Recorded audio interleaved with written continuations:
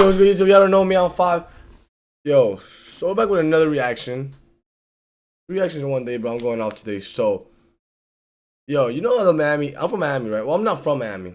I'm from Boston, but I live in Miami now. And it's crazy because every year, right, I always see how we have like a trash-ass team. Well, trash on paper, like on the standings type of trash. Like, because they're not really trash on paper either. Well, they kind of are because you barely know any of the players other than Jimmy Butler, Bam, Kevin Love, Tyler Hero, and I don't know, Hackers, but he literally just got there. So it's like, they don't really be having people like that, right? But they always make it to the finals, or like, they make it far, bro. So I was just scrolling through my feed and I just seen this video. And if there's one NBA team that over the past few decades seemed to constantly exceed expectations, yes, bro, I feel like they do that on purpose. Their level of overachievement has been occurring for some time, and there's a very simple explanation for it. The Heat simply have a different standard for their players than most NBA teams do. When players join the team, they're fined if their body fat is over 10%. Summers are not meant for time off. Players are expected to continue working on their craft vigorously in the offseason. Staff and players are often seen arguing and even getting physical, and this intensity is what the culture has created. They still like be fucking with you. They don't be on some soft shit like other teams, bro. You see these other teams, right, when like, bro, one altercation and they don't even play the same ever again. Players having the trajectory of their careers vastly altered for the better after joining the team. Certain guys go on to sign incredible deals that prior to joining Miami would have never been seen as possible. And other players, who was that guy, the shooter from last year? I think it was like Struz something. Kevin Struz.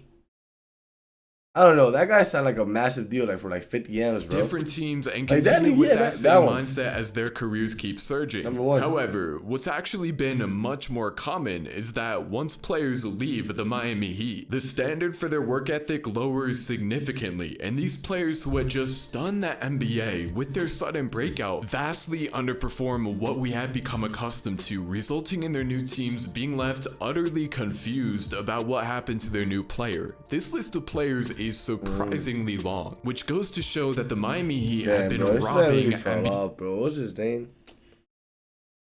Damn, I definitely forgot bro's name, but he fell off like crazy. NBA teams for years. He should have never left the Heat. Yeah, what was actually bro's name? Back in 2016, Tyler Johnson had emerged as one of the NBA's best undrafted players and an inspiring story for basketball fans. After 4 years playing at Little Fresno State and being drafted not by the NBA but by the NBA G League, Johnson would impress Miami and signed a few 10-day contracts with the team where he performed good enough to sign a small 2-year deal expected for an undrafted player. But as a third-year guard for Miami, the 24-year-old Johnson would average 14 points and 3 assists on pretty good shooting. Not amazing numbers, but Johnson was young, athletic, and a do-it-all player that checked basically every box you needed out of a young point guard. For such a young player, Johnson's main attraction in Miami was his demeanor. To join a Heat team that had just left the Big Three era with LeBron and play with the sort of confidence and belonging he did, left a good impression on the Heat front office.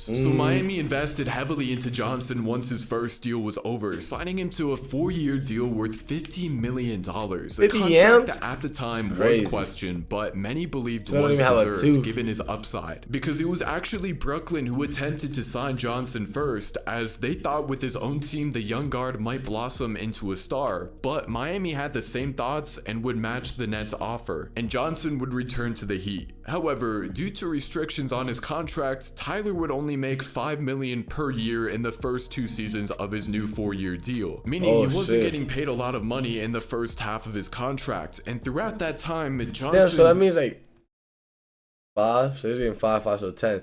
So in his last 2 years, he was getting 30 M's? No.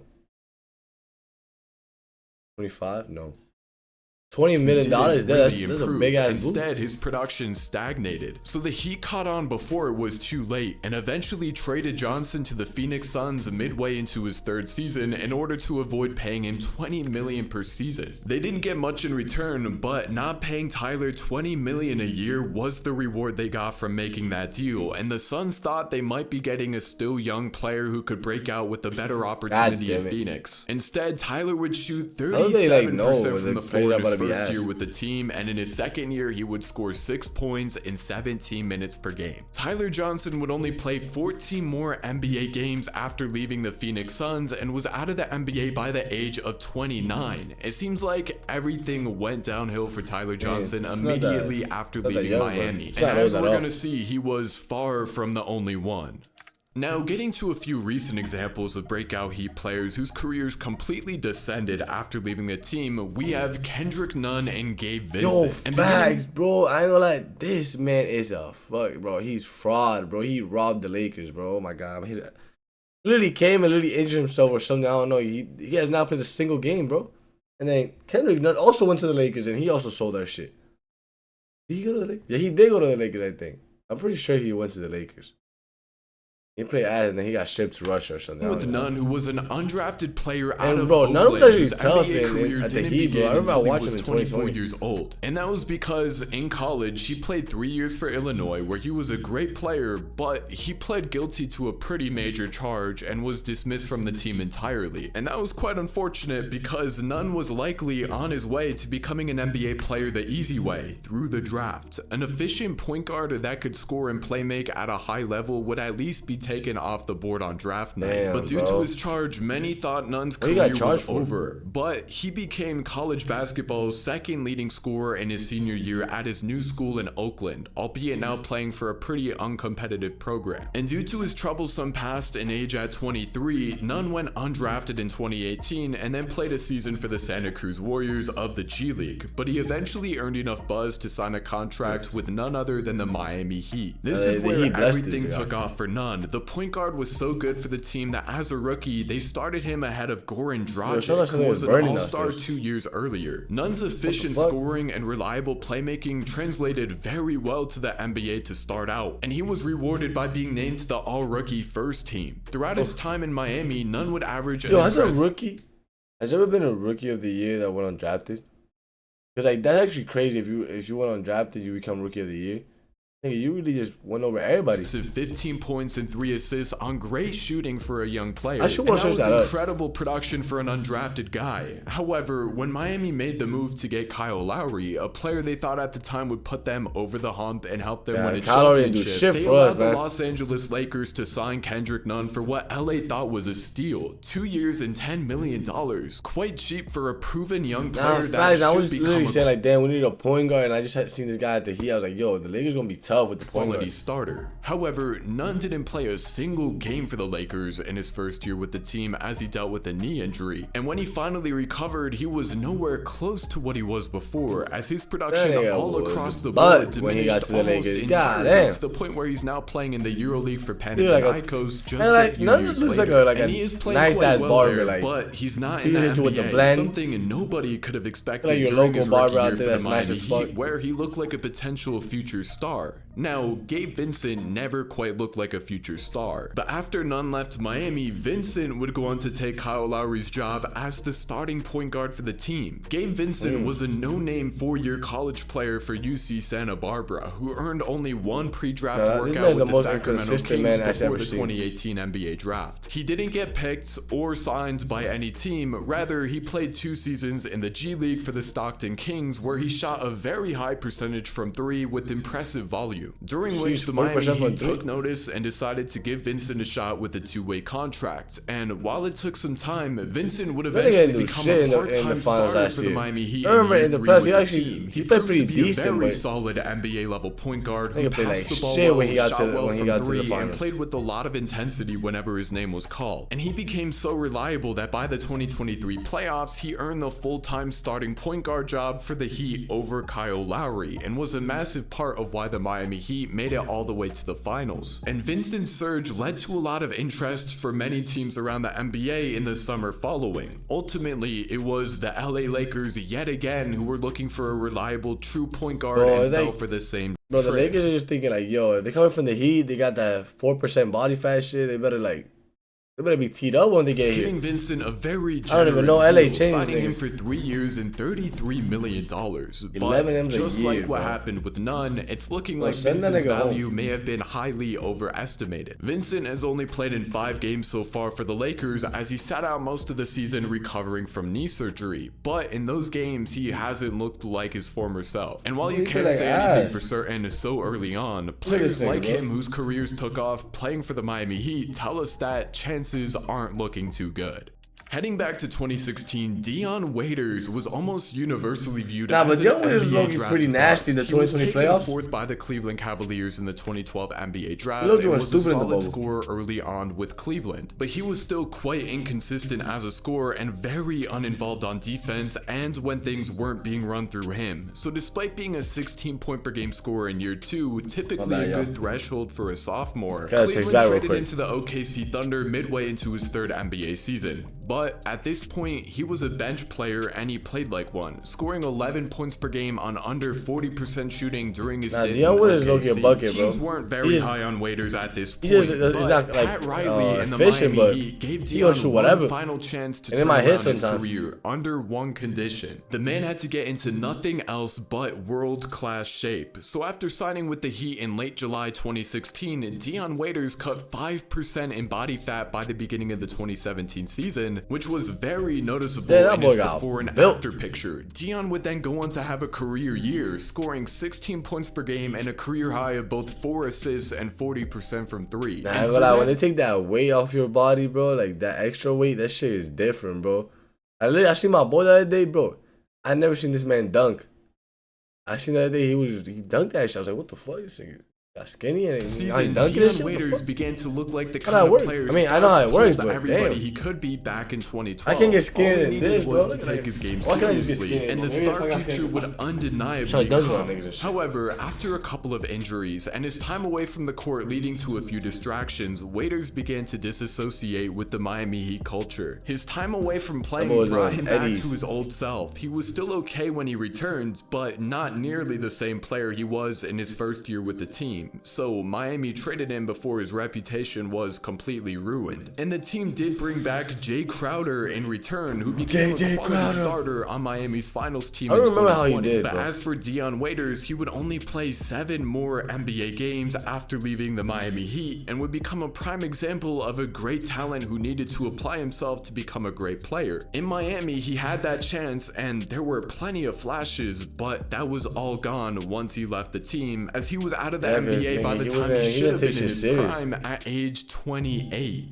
For some time, Hassan Whiteside appeared to be on his way to becoming one of the greatest Cinderella stories the NBA had ever seen. Whiteside was a 2nd-round pick in the 2010 NBA draft. An athletic 7-footer with a 7'7" wingspan who blocked over 5 shots per game in college. While he wasn't that good in college, the floor was still seen as quite high for him. But after the Kings drafted him in 2010, Sacramento rarely got to see their new big man in action. He missed most of his rookie year as he was hurt, and when he recovered, he was relegated to the G League, where many of his weaknesses were exposed, including his lack of any sort of polish as an offensive player. Hassan made 37% of his free throws in the G League, leaving an impression for the Kings that he wasn't ready for the NBA. But what they didn't consider was that what Whiteside could provide right out the gates would translate very well to the NBA. He averaged 6.5 blocks per 36 during his time in the G League, but he never got to prove his worth, as he only played a total of 110 minutes on an NBA court throughout his stint in Sacramento. And just a few years in, Whiteside would be waived by the team and his career as an international journeyman would begin, eventually finding his way over to China. But the Miami Heat kept an eye on Whiteside throughout his time playing abroad, eventually signing him to a minimum deal. The Heat gave Hassan his first ever opportunity to play real NBA minutes and pushed him to become the player they knew he could be. And in his 11th game against the Brooklyn Nets, he played above 20 minutes, marking the first time in his NBA career, and in that game, he would put up 11 points, 10 rebounds, and 5 blocks. An incredible stat line for any NBA big man, much less one that no NBA team wanted just a year ago. Whiteside would go on to average a double-double with 12 points, 10 rebounds, and 2.6 blocks in only 24 minutes of play in his first year with the team. In his second year, Hassan would lead the NBA in blocks with almost 4 a game, and Whiteside was rewarded with a max contract worth $98 million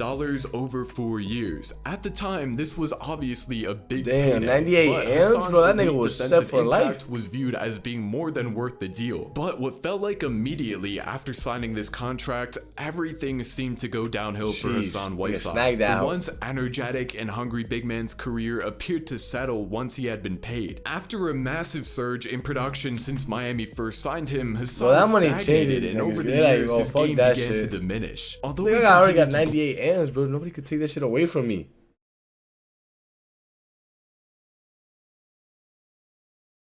God damn it, my bad. Block an impressive amount of shots. Otherwise, his defense was beginning to drift towards being below average for a center, and his effort overall decreased drastically. Eventually, the Heat had no more patience for Hassan Whiteside. Bro, I don't know how like some people's brain works, but I just like feel like, damn, but you really got all that money and you just gonna give up like that? Like, fuck it, like I don't want to be more than this. Like I already got the money, like. It should be bigger than the money, low key. Had no more of it after getting his huge payday. Not. So he was it don't have to the be for some people. Trailblazers in a 4-team trade that landed the Heat Jimmy Butler, and the Blazers thought they might be getting a defensive stud who would become the big man pairing Damian Lillard needed to make a deep playoff push. Instead, Portland realized that Hassan's box score stats weren't helping the team win, and in many cases it was the direct opposite. The Blazers wouldn't re-sign him after the season, and Whiteside would go on to sign year-long deals with the Kings and the Jazz, but he was at this point a backup center and ultimately a player that nobody really wanted, as he was out of the NBA by the age of 32, just 3 years after his Miami days were over. In the case of Hassan Whiteside, the Miami Heat tricked themselves. They gave a max contract to a player whose impact depended on a tremendous amount of effort, and that waned heavily after they signed him to his big deal. And every other team Hassan would join after leaving the team would be left extremely disappointed. In all, the list of players over the past couple decades who either began their careers. Mario Chalmers, James Johnson, yeah, all these people were. Wayne Ellington, bro, that nigga scammed the Lakers too, bro. With the Miami Heat, and drastically fell off after. Who the fuck? Josh Rich. I mean, he came back. Leaving or had a late surge in their careers after having joined the team is a bit too extensive for one video, and not every story is as fascinating as the ones we discussed in this video. But what that goes to show is that all these people, like, it's crazy how the Heat culture is. Like, they actually hold you accountable, bro. You better not play no games while you're there, or you're either getting traded or you're gonna be good. Like, it's either you're not gonna be here or you're gonna be here and you're gonna be good. You know what I'm saying? Like, they don't play about that shit, but that's the other video. For all the flack the Miami Heat received for creating their own culture of hard work and discipline, and you know what's crazy? Like, no superstar could change that. Like, they had LeBron, D Wade, Bosh, all these people, like Jimmy Butler. Nobody could change that. Everybody gotta adjust. Cause you know, like how some people are so big, like they could be bigger in the program. Like here, like they don't allow that shit to happen. But hope you guys like, comment, subscribe, and